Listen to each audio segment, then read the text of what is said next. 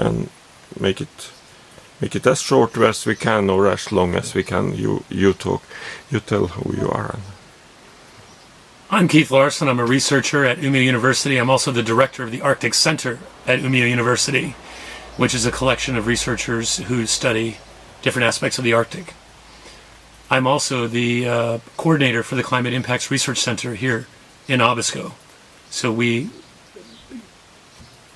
are basically a group of 40-plus researchers studying different aspects of the environment up here. Most of that research is climate change research.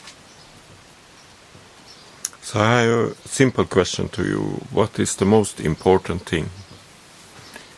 The most important thing is to stop using fossil fuels as soon as possible. So that's like the simple answer. It's a simple answer because essentially, whether it's today or in 30 years, the date that we decide that means that we won't be burning fossil fuels after that.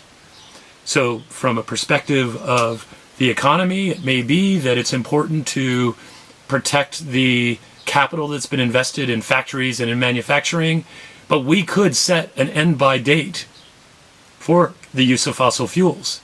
And once we did that, we would know when we're not going to use it anymore. We would invest in the research and development that's necessary to allow the economy, businesses, and society to transition to renewable energy.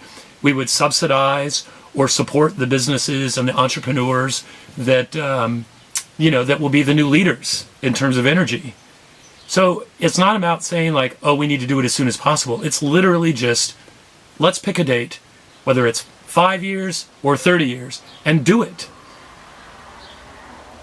And what would you say is that actually the answer to my next question, the question about what is the most important thing around climate change? Is the stop date. It's the stop date, because once we have a stop date, we will start flattening the curve of warming and change. Right now, we are burning more fossil fuels than we've ever burned, something like 38 gigatons per year right now. And it's been increasing since 1990 when the first IPCC report came out. And year by year, decade by decade, we have more and more clear evidence that says what we are doing is not good for the climate, which means people. It's not about polar bears. It's not about the Amazon rainforest. It's about people. If we take care of people, hopefully we'll still have an Amazon. Hopefully we'll still have polar bears. But we have to start taking care of people. And the way we do that is we start to flatten that curve.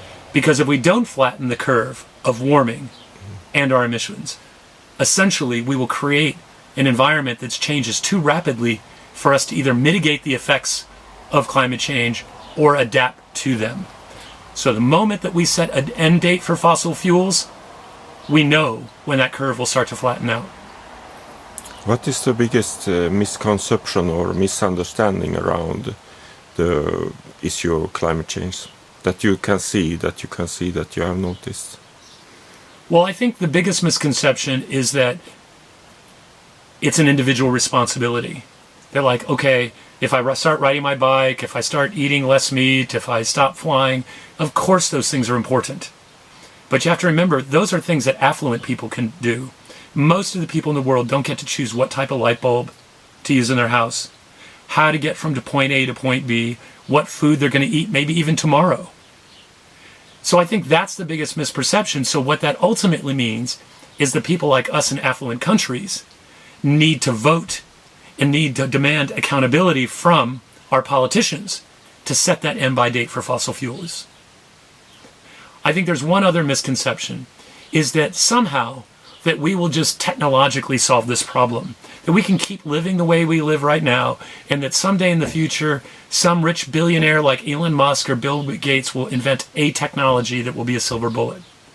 But the reality is, every solution we need to fix the climate and biodiversity crisis already exists. There are millions of them. Some of them are individuals. Some of them are community level solutions. Some of them are regional level. Some are national. Some are international. We need to embrace the diversity of possibilities for solving problems, which means we embrace the diversity of people that live on this planet, and we don't wind up alienating a large group of people because we think that the way they're doing something is wrong.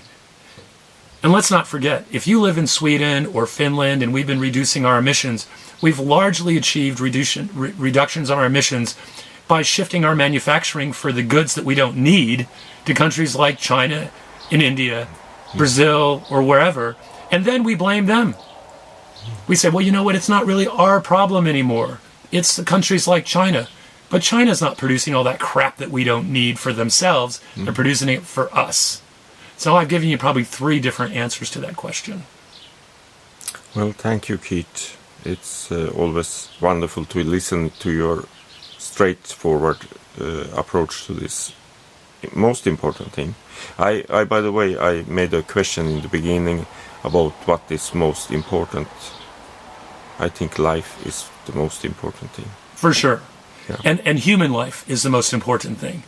Because if you have human life, to live on this planet, to thrive on this planet, means that we'll have the biodiversity, the rich environments, the diversity of environments that supports the life that maybe we want to live. But I think one thing that people don't actually think about is, what do they want the world to look like in 20 years? From a perspective of the world they would like to live in. We just assume that somehow everything just happens, and maybe it'll get better or maybe it'll get worse. But we forget that we actually have a big part to play in what that world looks like. And if we actually engage from that perspective, we're more likely to have a world that we would like to live in, and we would like our children to live in, and our grandchildren to live in. And we have our most important thing, that we have our possibility to change from this point, from this minute we see this video, to we have rest of the life. We have opportunities to change every day. Yeah, every day. Thank you, Keith. Mm-hmm.